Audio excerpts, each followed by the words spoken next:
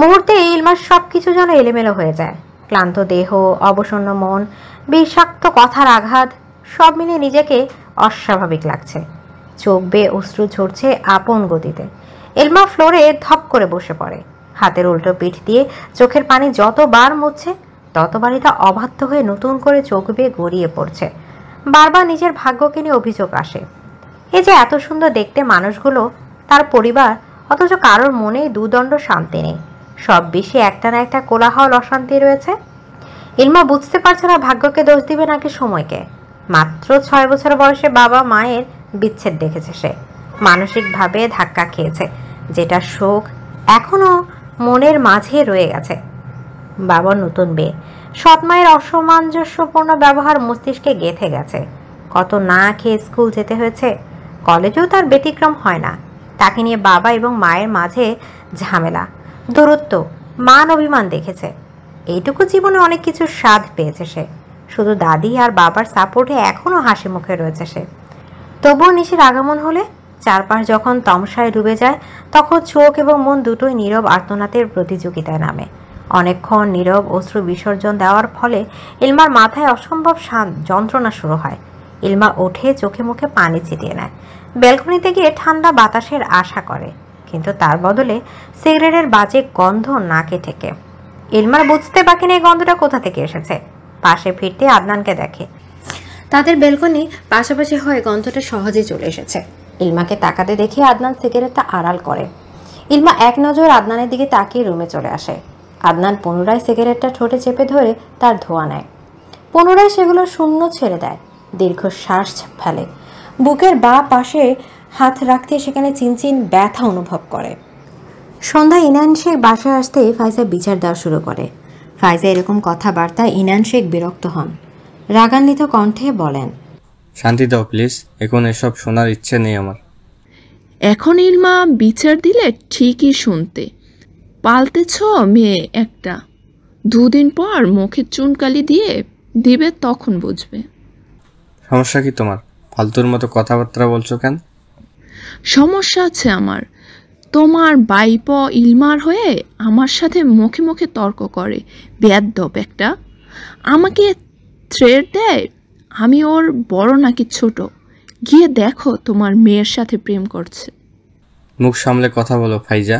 ইলমা বা আদনান, তাদেরকে দেখেই বোঝা যায় এইরকম কোনো আকাঙ্ক্ষা ওদের মনে নেই। তুমি অযথা মানুষকে হ্যারাস করা বন্ধ করো। তুমিও আমাকে দাম দেও না।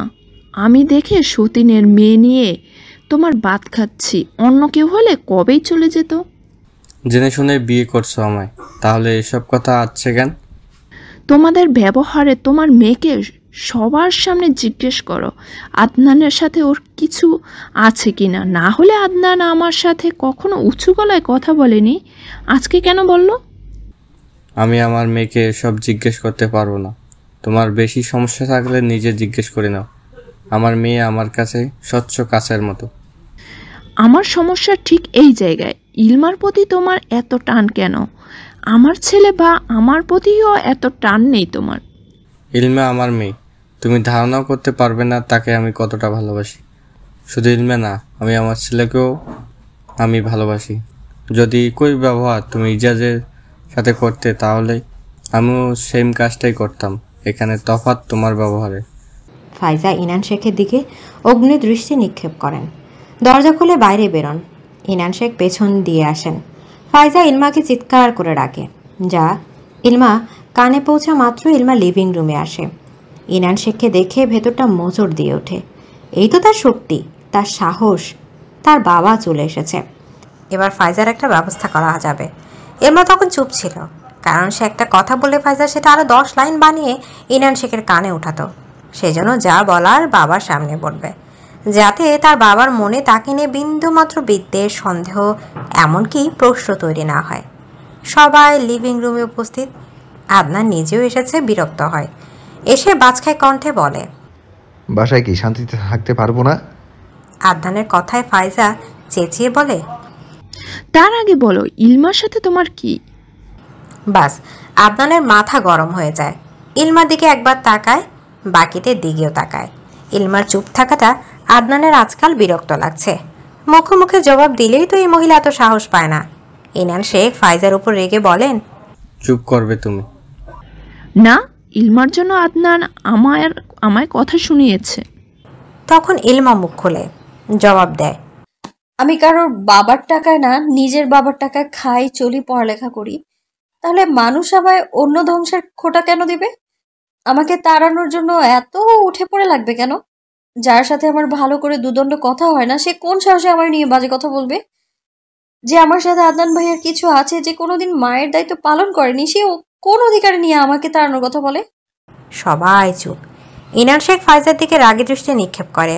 ফাইজা কিছু বলতে গেলে সজোরে চর বসে যায় ফাইজার গালে। ইনান শেখ আঙুল তুলে বলেন।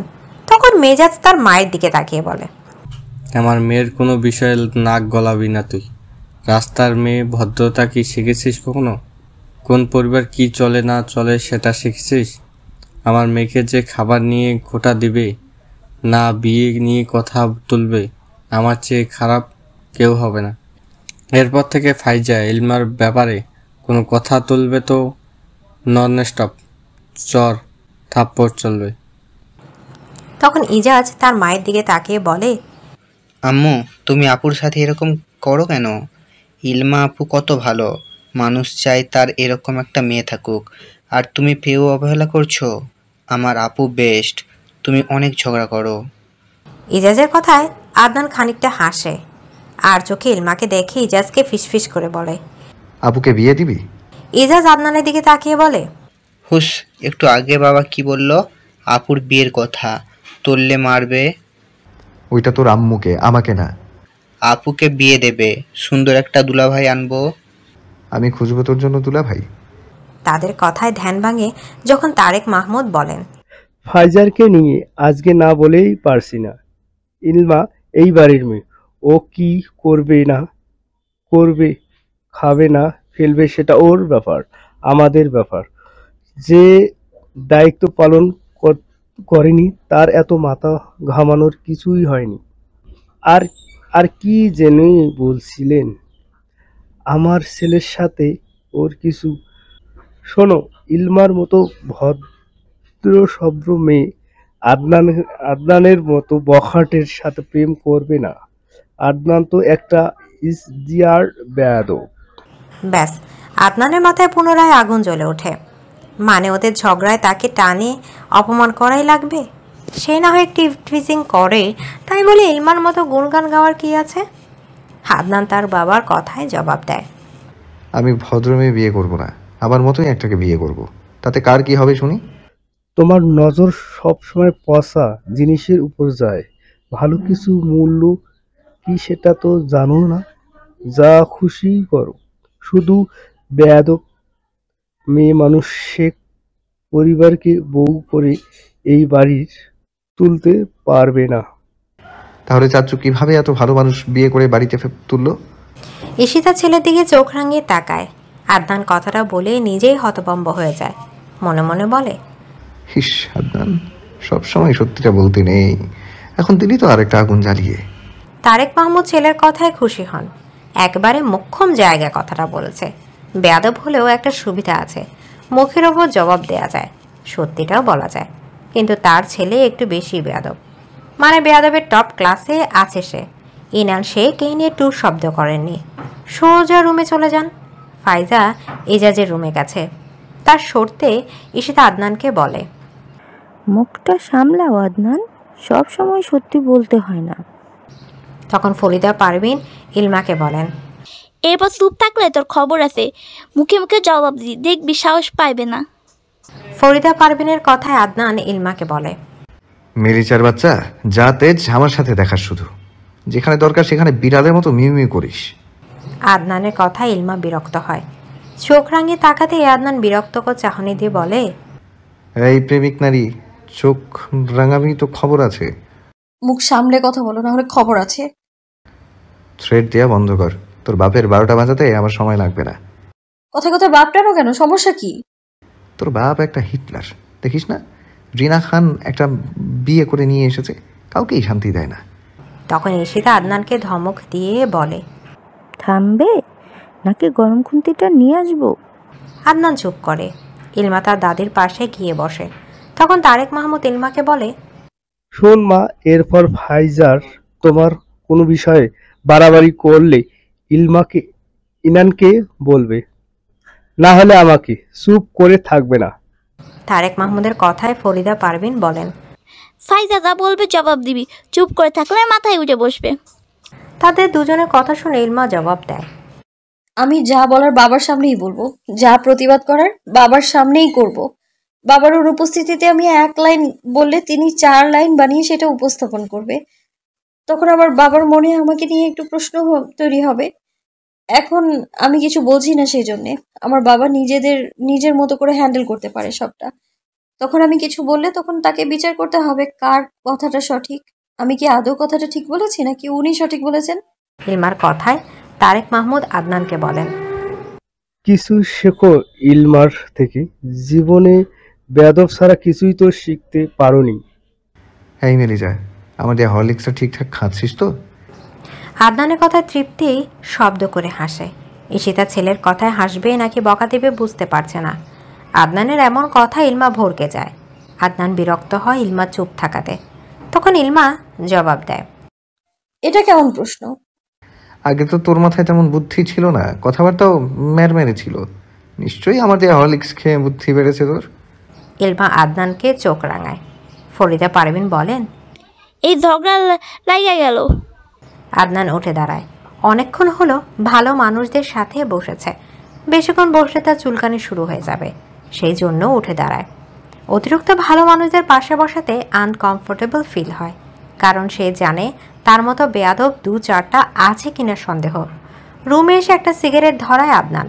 সেটা টানতে টানতে ফেসবুকে ঢুকে নিজেদের ফ্রেন্ডস গ্রুপে ঢুকতে দেখে নির্মাণ একটা স্ক্রিনশট দিয়েছে।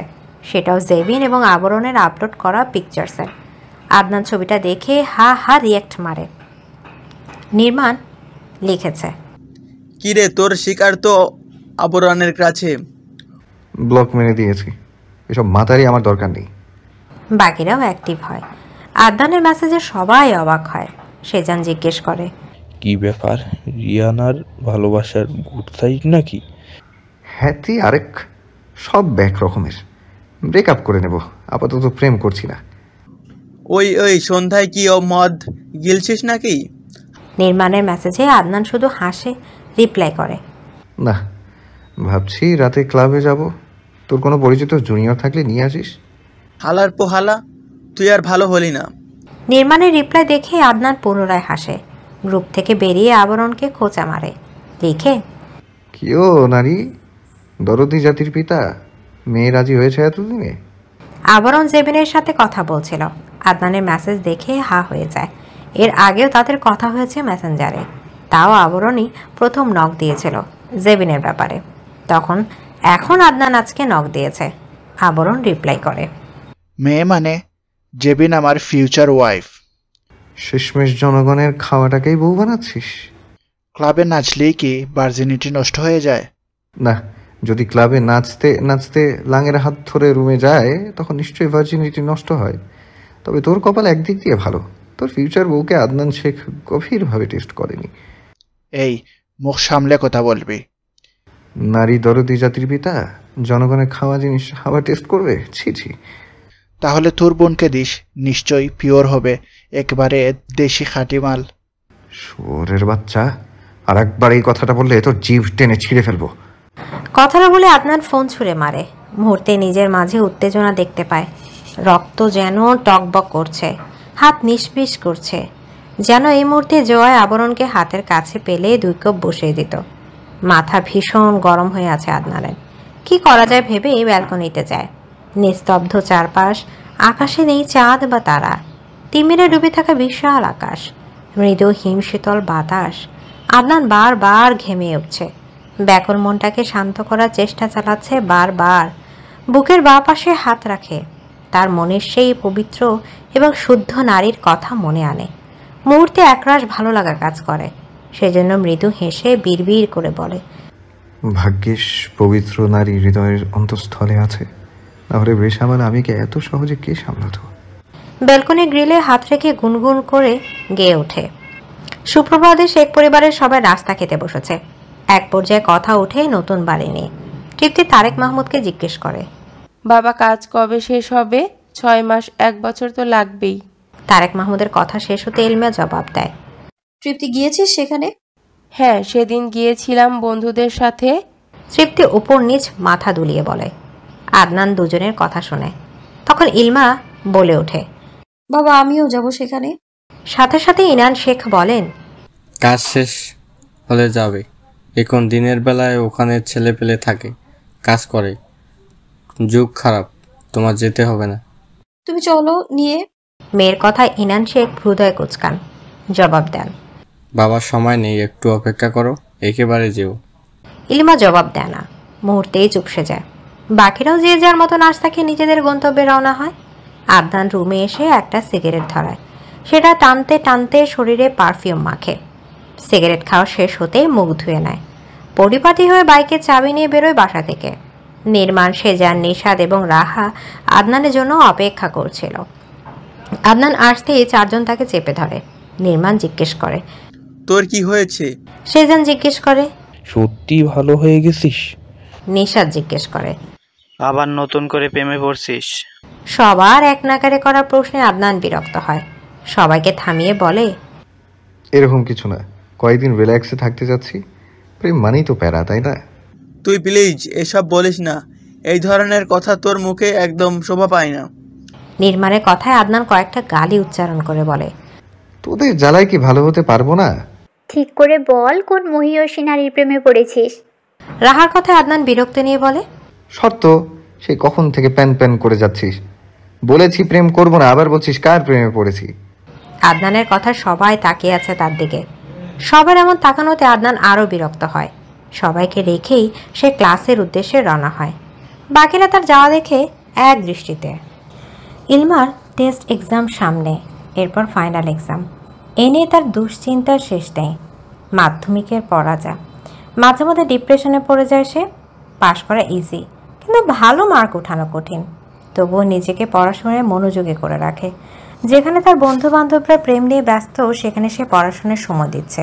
ছুটির সময় তৃপ্তি প্রীতির সাথে গেটের কাছে এসে গাড়ি ধরে 3 জন। ইলমা আন মনে বাইরে দেখছে। তৃপ্তি এবং প্রীতি পরীক্ষা নিয়ে কথা বলছিল। ইলমা সেসবে মনোযোগ নেই। হুট করে তৃপ্তি বলে, এই ইলমা, অবন্তী আপুর যে বিয়ে শুনেছিস? ইলমা খানিক চমকে ওঠে, জবাব দেয়, কবে? আগামীকালকে মনে হয় হলুদ, এরপর বিয়ে। ও ভালোই তো, দেখা হয়নি তাই জানি না। দুজনের কথা মাঝেই তাদের রাস্তায় পরিসমাপ্তি ঘটে। ভাড়া মিটিয়ে প্রীতিকে বিদায় দিয়ে রাস্তা দিয়ে হাঁটে দুজন। তাদের বিল্ডিংয়ের সামনে আসতেই হুট করে ইলমা দাঁড়ায়। তৃপ্তি ইলমাকে দাঁড়াতে দেখে জিজ্ঞেস করে, আবার কি হলো? আরে উপরে দেখো। ইলমার কথায় তৃপ্তি চোখ তুলে তাকায়। ছাদে ডেকোরেশন করা হচ্ছে, সেটা একবার চোখ বুলিয়ে ভেতরে প্রবেশ করে দুজন। সন্ধ্যায় অবন্তীর বাবা এসে পুরো শেখ পরিবারকে দাওয়াত দিয়ে যায়। ইনান শেখ এবং তারেক মাহমুদ দাওয়াত গ্রহণ করে।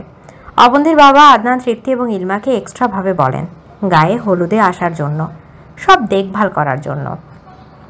অন্তির তো ভাই নেই। এদিকে তারেক মাহমুদ আদনানের দিকে তাকিয়ে বলেন, নিজের বোনের দায়িত্ব পালন করবে না, আর আবার অন্যজনের দায়িত্ব পালন করবে। ওর মতো ছেলে থেকে এসব আশা করা বোকামি। অবন্তীর বাবা তারেক মাহমুদের এমন কথায় জবাব দেন, সবসময় মানুষ একরকম থাকে না, আদনানও পরিবর্তন হবে। হবে যেদিন সূর্য পশ্চিম আকাশে উঠবে। বাবার এমন কথায় আদনানের রাগ হয়। বিরক্তি ভাব নিয়ে বলে, গেলাম না এই বাড়িতে, তাতে আমার কিছু যায় আসবে না। আদনানের তেরা কথায় তারেক মাহমুদ ক্ষুব্ধ হয়ে বলেন, এই তেরামির জন্য কিছু করতে পারবে না। অবন্তীর বাবা তারেক মাহমুদকে থামিয়ে বলেন, আরে এখানকার ছেলেদের রক্ত গরম, শান্তভাবে কথা বল। আমি ওর বাবা হই। তখন ইনান শেখ বলেন, আরে ভাইয়া থামো, ও তো প্রফেশনাল বেয়াদব, সবাই জানে, নতুন করে বলার কি আছে। আদনান চুপ করে থাকে। অবন্তীর বাবা কফি শেষ করেই বিদায় নেয়। তিনি যেতেই ইলমা তৃপ্তিকে বলে, ও ফুলের গহনা দিয়ে সাজাবো। কাকে বলবো? বাবাকে। না, বকা দিবে, বলবে সামনে টেস্ট এক্সাম। তাহলে আদনান ভাইয়াকে। তৃপ্তির কথায় ইলমা আদনানের দিকে তাকায়। একটু আগে যা করলো মাথা গরম, এখন বলে নিশ্চয়ই ছ্যাত করে উঠবে। আদনান, তৃপ্তি এবং ইলমার ফিসফিস করে বলা কথায় দৃষ্টিপাত করছিল। ইনান শেখ উঠে রুমে যান। তখন তৃপ্তি তারেক মাহমুদকে বলেন, বাবা ফুল লাগবে। ফুল দিয়ে কি করবে তুমি? গহনা বানাবো। টাকা দেব, নিজে নিয়ে আসবে, আমার সময় নেই। তাহলে ভাইয়াকে বলো। মুহূর্তে মেজাজ হারায় তারেক মাহমুদ, বলেন, তুমি স্বপ্ন দেখো তোমার ভাই ফুল এনে দিবে।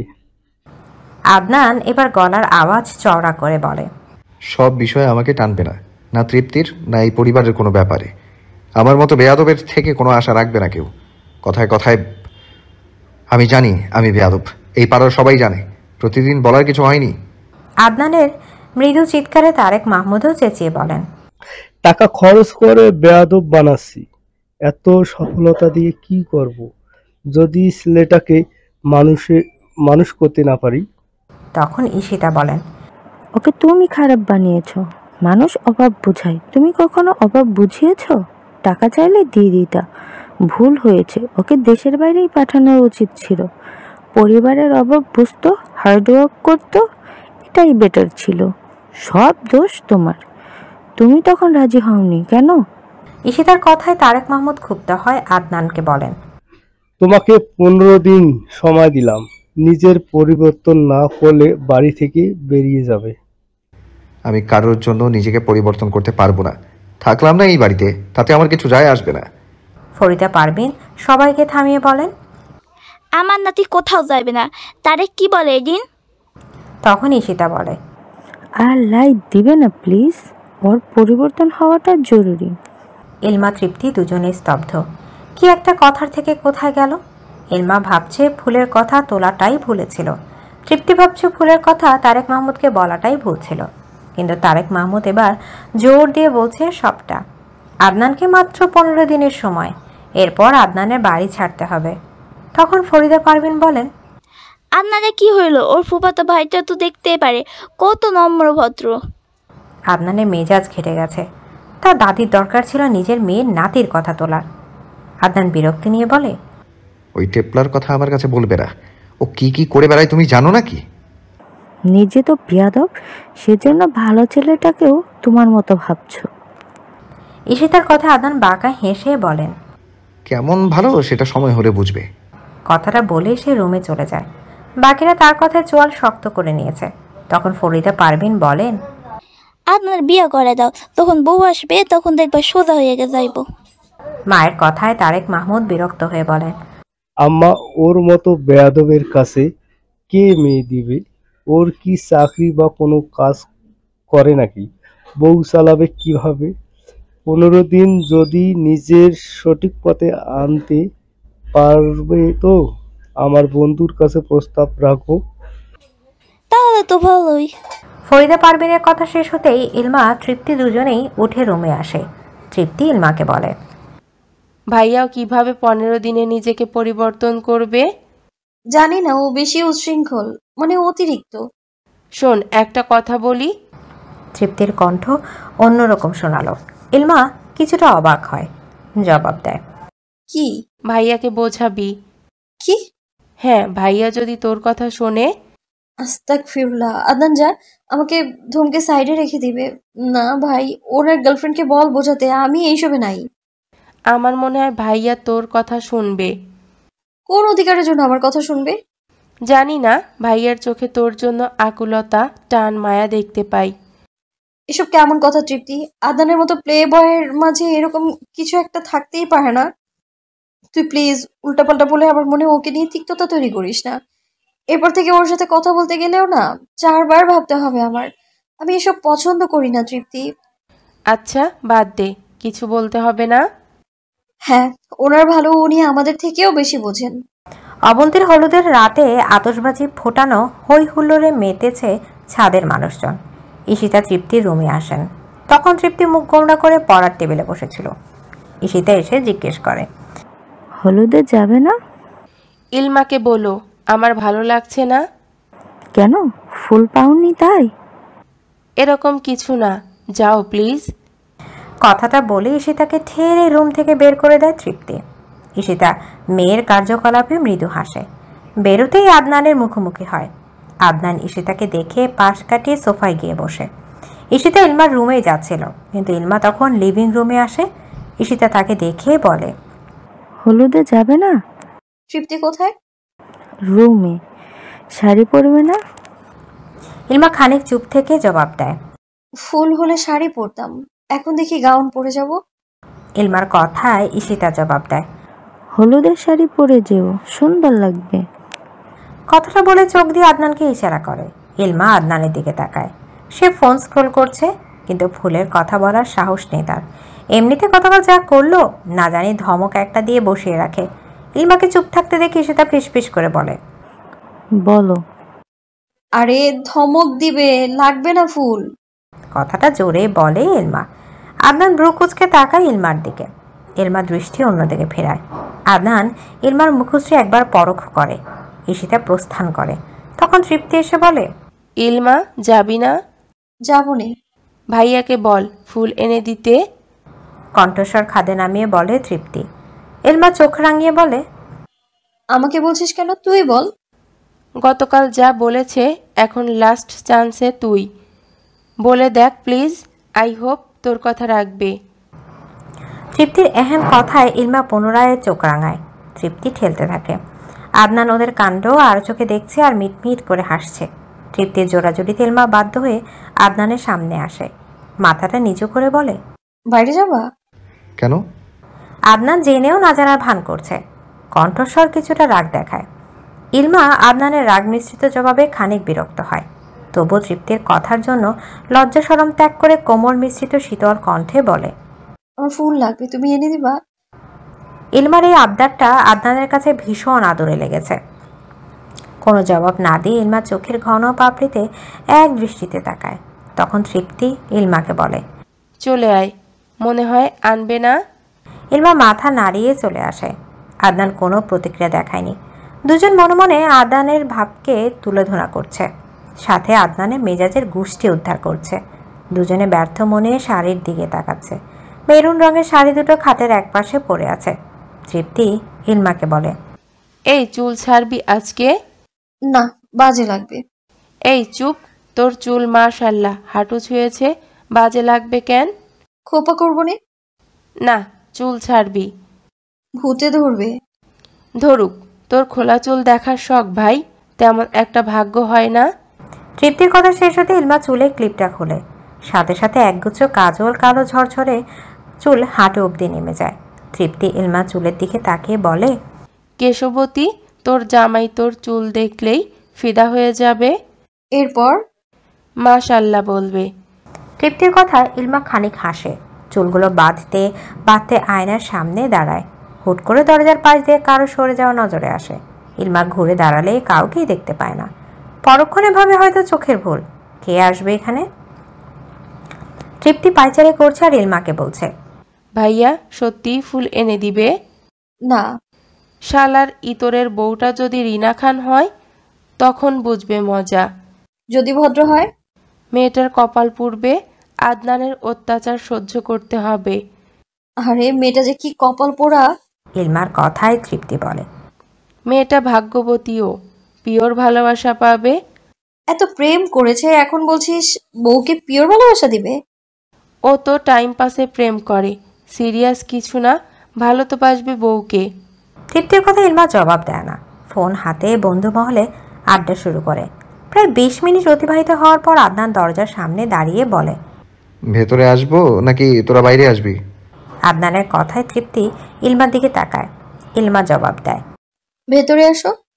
আদনান বিরক্তি নিয়ে বলে, বাইরে আয়, আমি যাব না। তাহলে ঢং করে অনুমতি কেন নিলে? তীব্র ঝাঁঝালো কণ্ঠে প্রতিবাদ করে ইলমা। আদনান রুক্ষ গলায় জবাব দেয়, ঠেকা আমার না তোদের। বাজে লোক। তাতে তোর বাপের কি? আদনানের কথায় ইলমা তর্জনী নাচিয়ে বলে, কথা কথা বাপ টানলে খবর আছে একদম। আয় দেখি কি খবর করতে পারিস। 101 বার বাপ টানবো, তাতে কার বাপের কি? তারা কোথাকার? ইলমা আদনানের ঝগড়ায় তৃপ্তি কপাল চাপড়ায়। দুটো শান্তিতে থাকতে পারে না। সামান্য বিষয় নিয়েও ঠুকাঠুকি, কিন্তু ঝগড়াগুলো শুনতে তৃপ্তির ভালোই লাগে। ইলমা তৃপ্তি লিভিং রুমে আসতেই আদনান ফুলের ব্যাগ ইলমার দিকে এগিয়ে দেয়। ইলমা ব্যাগের দিকে তাকিয়ে বলে, এত ফুল? বেশি হলে দিয়ে দে, উপরের ফ্ল্যাটের মেয়েগুলোকে দিয়ে আসি। আরে নারী দরদি, সমাজ সেবক। ইলমার কথা আদনান থমকে বলে, প্রেমিক নারী উল্টাপাল্টা বলবি না। তোদের মেয়েদের ঢঙের শেষ থাকে না। ফুল না এনে দিলেও সমস্যা, এনে দিলেও ন্যাকামি। এত ফুল তোর বাপের টাকায় ফুল আনিনি, নিজের টাকায় এনেছি।